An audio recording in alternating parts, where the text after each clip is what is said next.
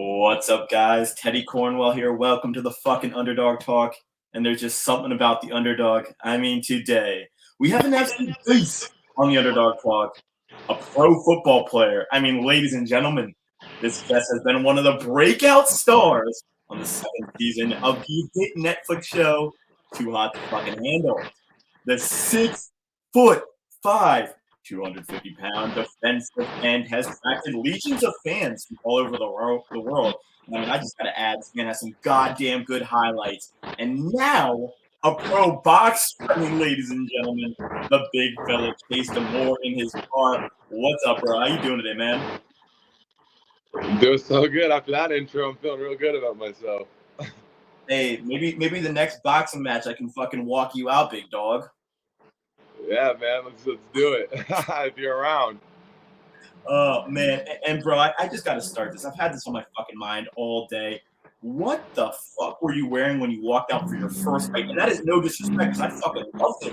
And I want one myself, but what was that match, man? Goddamn. My first one? Yeah, against Josh. You came out in this dope fucking like scarecrow mask. So Josh was actually my second mask. I came out in it was the Nightmare Before Christmas. A little bit of a take on that. We took like the old school like boxing look, and took a new school play into it, more of like a retro look. I got a really good designer behind me who puts lots of hours into making these costumes. It was right before Christmas, and we're going out there to be a nightmare. So he came up with this really sick design. Threw a bunch of jewels on it, and we were looking good walking out of there. As long as we look good, it's the most important part, right? That's all that fucking matters. Fucking knockout. If I'm walking out looking good, and I got to ask the $1 million question: why boxing? And then when did you actually start boxing, Chase?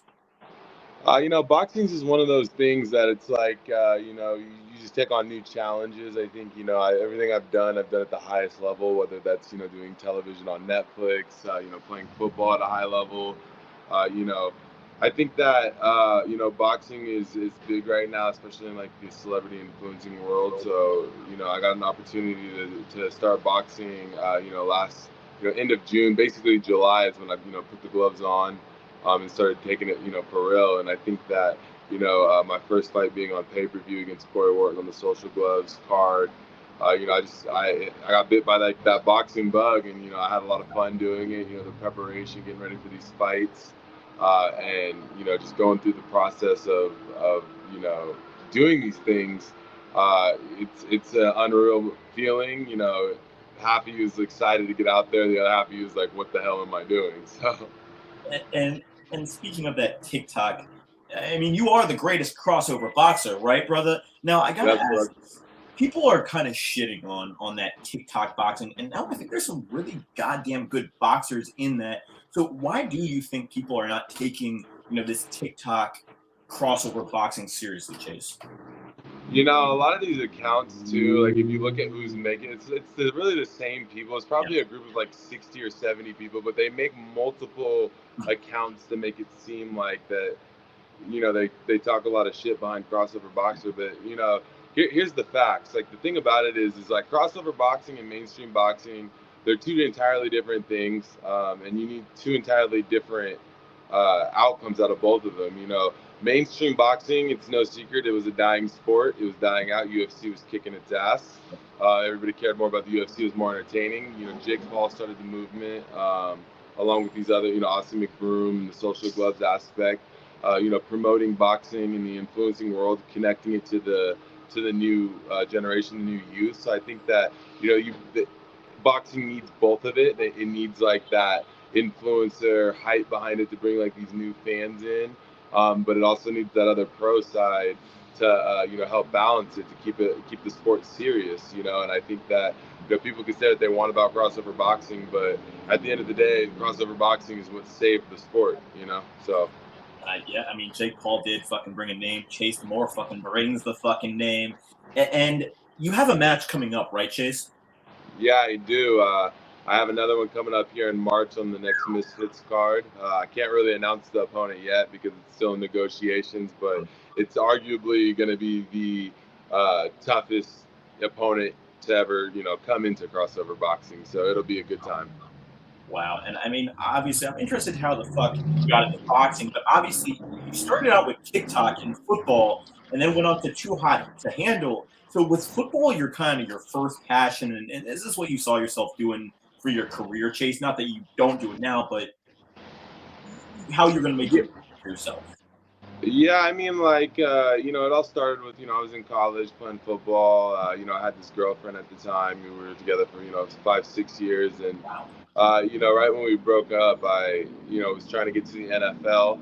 Uh, I took a lot of it was during that COVID year too, so everything was like shut down. There wasn't a whole lot to do. So basically, what I was doing is, I always like to make like little workout videos and stuff, anyways. And so like what I was doing is I was taking TikTok and, I met a lot of really good influencers that did football content, such as Destroying, and Dockery, who were like notorious YouTube successful millionaires who just took, their football passion and transitioned into social media. So I was one of the original people that started doing that. I created my own niche, similar to like what I do with boxing now. As I'm the greatest best hands on TikTok. A lot of like the OG fans will remember me as, that's the best hands on TikTok guy. And I would do, the simplest of catches, and put like food products and all these different things on my hands, and catch these footballs. And the premise of it was not so much that these catches were hard. I did do some difficult catches, don't get me wrong, like a couple toss the cameras, 360s, backflip catches. But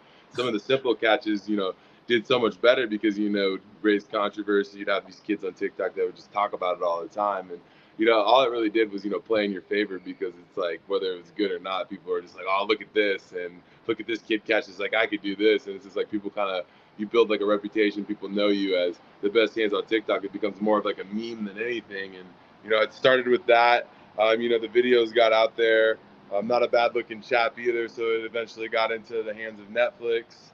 Um, Netflix really liked the character, and then they kind of just took on the character, and then it wasn't just Too Hot to Handle. I have another reality show coming out next year. Boy. Yeah, I've done probably like 5 total TV shows now, and it just kind of like took off. Wow, and I mean, fake it till you make it in terms of being the best hands on TikTok. I mean, there's some people out there who challenge you for that. Now, this is the $1,000,000 question. What was the experience like being on Too Hot to Handle and really having thousands of people watch you, Chase? What was that like? Man, that experience was like nothing else. I think like the total reach was, we had like 250 million people, 250 million households that had watched the show. And just the experience when we were getting there, I just remember being there, and I knew that from start to like, because you never really know if you're gonna get on these shows or not, but like deep down, I had like a feeling I was gonna get on this show. I felt like it was like it was like in my cards essentially. And once I got there, I didn't even know it was Too Hot to Handle. It was completely hidden from us. Like it was season 2, so none of us even knew if they were going to renew season 1. We had no idea, and all I knew was like, this is like my opportunity to take my social media career to the next level, and I didn't really expect much from it. I didn't think it was going to be that big of a show at the time. It was called Parties in Paradise, and then once they whipped out Lana, I was still kind of like a surreal moment, and like the whole time I was there, the days feel a little bit longer. Like, you're only there for, like 2 months, month, however long the show is. But like when I say like, time moves slower, they don't give you, watches. There's no clocks. You don't have phones. You're on like a strict schedule. So you don't really have like an idea of what time of day it is. You just kind of just, um, are just there in the moment type of thing. And then when it's done, it's done. If you could go back in time, Chase, would you still go on the show?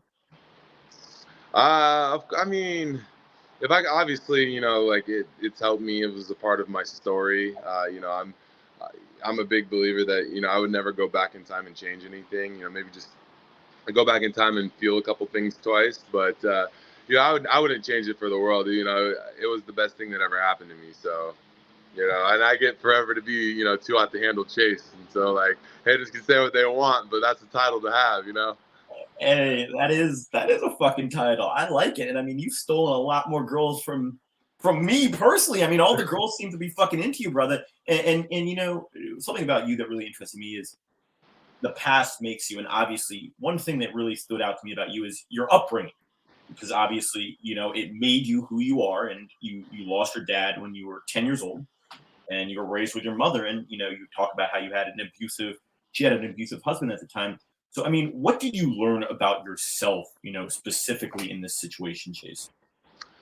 I was big on what you learn is like, you learn that as a young age, not having a dad, you kind of are presented with two options, and those options are you can either like sink or swim. You could let, society tell you like most kids, statistically wise, who don't have, you know, dads who grow up in the hood, who come from like this area, typically turn out a certain way. And, like I watched a lot of my friends, my family members, my brother, they kind of went down like that path. And I was more of like, similar to how I am today, is like I always had like this chip on my shoulder that nobody is going to tell me what my percentages are, what my statistics are, because like no offense to them, like they weren't waking up, on Christmas with no presents. They weren't sleeping on floors. They weren't missing meals. So they're not going to be the ones to tell me that, I'm only going to go this far in life. And so like one of the biggest things I learned about myself was resilience. I learned that, no matter how hard things get, I could keep showing up and I could keep, giving that same effort, that same energy, regardless of how I'm feeling that day. And I think like that's a true testament to who you are. I think, I'm big on character, and I think, character is something that you're not really born with. It's something that you develop. And I think that, I developed a lot of character, at that young age, listening to the advice of my dad, um, remembering things from when I was a kid, and I, just transitioning that into my adult life. I mean, 100%. And there might be people, and there are a lot of people who are in your situation when you were a kid. What would you tell these, people or kids or those who are involved in situations like this? What would you give them in terms of advice after what you've kind of learned and been through in that situation, Chase? I would tell these kids out there, like you're not going to get a whole lot of opportunity. There's going to be a lot of people that are going to tell you no, and you know, days are going to suck at times. But here's the thing: is it's like it doesn't matter if 100 people tell you no. It doesn't matter if you have a million bad days. All that matters is that you get that one yes, you get that one opportunity, and you do it to the best of your ability. Whether you win in that moment or you lose in that moment. Just being consistent. If you can't be consistent, or if you can't be motivated, be consistent. And I think that is something I would tell the youth is like a lot of these days you're gonna feel like it's a lost cause, and that's when your most consistent self needs to come out, because you never know when that video, when that picture, when that walk to the park is gonna be life changing. Yeah, 100%. Now, final question for you: football or boxing? I just have to know, and the people have to fucking know, brother. For the longest time in my life, my man, like I used to tell myself it was either football or nothing, because that was my first love, my only love. But I think it goes back to like you never really know. I listen to a lot of Inky Johnson. He talks about this thing called triple darkness, and he says you don't know because you don't know because you don't know. And I play that a test to football, because like I thought it was the only thing I would ever love because I didn't know anything else, and I didn't know because I didn't know there was anything else. And I think that. Uh, Me personally, as much as I do love football, I would say I still, any day if they said you want to be, a pro boxer, you want to play in the NFL, I would, probably still say the NFL. But at the end of the day, like I have a love for boxing that I have never had a love for anything else in my life, and I think that there's no scarier or exciting feeling in the world than when you're walking out that short little walk that feels like a mile, millions of fans. You get in that ring and there's a camera just in your face, and there's a guy across that corner that wants to take your face off, and there's millions of people watching. And I think there's no other feeling in the world than that. So I would have to say, at this point in time, if I got a shot to go to the NFL, I would probably pick the NFL. But who's to say in a couple of years, I'm changing my mind. So. Hey, I mean, the future is bright for you in the sport of boxing. Ladies and gentlemen, I mean, the one and only Chase DeMoor. And Chase, before I get you out of here, the floor is yours. I mean, where can we find your content? I mean, where can we find anything related to you, big fella? The floor is yours. Man, I'm just a Google search away. I love it. all, those socials, just my name, Chase DeMoor, and you know, there's lots of good content, lots of good everything coming in 2023. So I'm excited to share with everybody. And I think we are all excited to see this next boxing match. And I mean, if you say it's going to be that good, shit, I think we're all ready. I mean, let's just see where it goes, guys. I mean, the one and only Chase DeMoor. Please go check out his socials. I mean, please go check out his YouTube highlights. There's some pretty good knockouts there. And there will be more. I can guarantee that. Guys, don't forget to like, comment, subscribe on this video. Until next time, guys, Underdog out.